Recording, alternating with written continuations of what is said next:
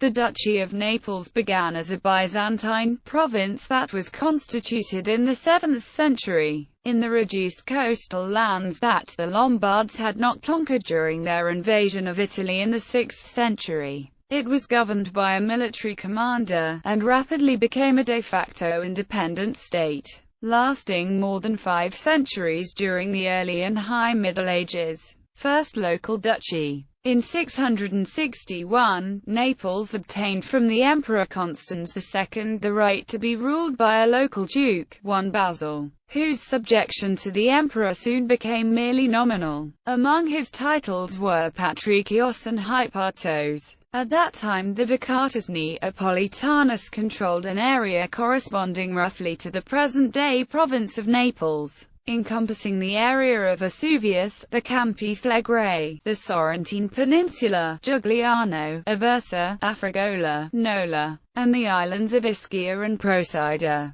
Capri was later part of the Duchy of Amalfi. He had authority over the neighboring seports of Gaeta, Amalfi, and Sorrento, though each of these was largely autonomous, especially during the later years of the Neapolitan Duchy. In this era, the duchy coined monies with the effigy of the emperor and Greek inscriptions. Greek was the official language. Papal Suzerainty. In 763, the Duke Stephen II switched his allegiance from Constantinople to Rome, putting Naples under papal suzerainty. Already during the reign of the imperially appointed John I, the papacy had come to the Duke's aid against the Lombards, while Byzantine assistance seemed remote. Stephen II's reign is considered a period of transition in the history of Naples. It moved away from the iconoclastic East and towards the papal West. The Byzantine Greeks were soon to become as much a threat to the Neapolitans as the Lombards. Sometime around the beginning of the 9th century, the dukes began striking coinage with Latin inscriptions, as Latin replaced Greek in official usage. St. Januarius replaced the emperor on the coins. Acts were still dated by the imperial reign, but the emperor was of no consequence in regular Neapolitan affairs. In 812, when Leo III the Isaurian called for the fleet of the entire Ducatus to aid the Byzantine admiral in combating the Saracen pirates preying on Sicily, Duke Anthimus could ignore the order. Only Amalfi and Gaeta responded with contingents. Apparently, the Neapolitans felt themselves practically independent already, and their underlings felt themselves independent of Naples.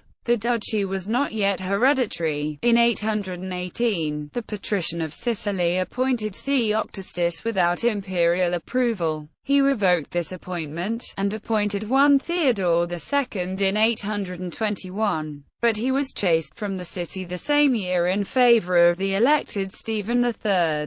This Stephen first began to mint pieces with his own initials on them and not those of the Eastern Emperor. Hereditary Duchy. In 840, Duke Sergius I made the succession to the duchy hereditary, and thenceforth Naples was de facto independent.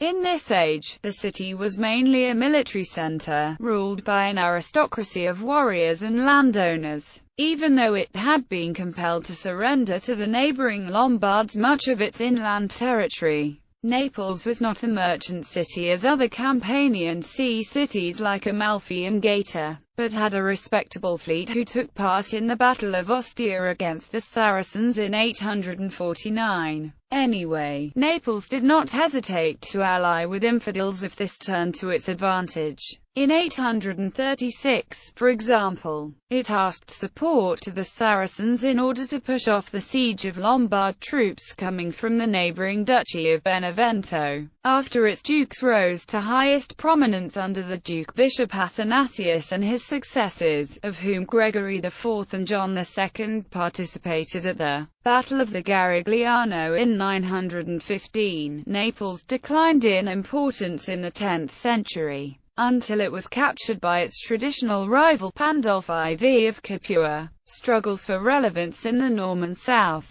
In 1027, Duke Sergius IV donated the county of Aversa to a band of Norman mercenaries led by Rainulf Drengert. whose support he had needed in the war with the Principality of Capua. In that period he could not imagine the consequences, but this settlement began a process which eventually led to the end of Naples' independence itself. Sergius cemented his position with marital alliances with the Normans, but when these broke down, he was abandoned by his mercenaries and retired to a monastery. His son, John V, cozied up Seguimar IV of Salerno and eventually did homage to him. Naples was the last of the southern Italian states which the Normans had met when they first entered Italy. It survived the fall of the Lombard principalities, Capua, Salerno, Benevento. It had survived the fall of its fellow Greek duchies,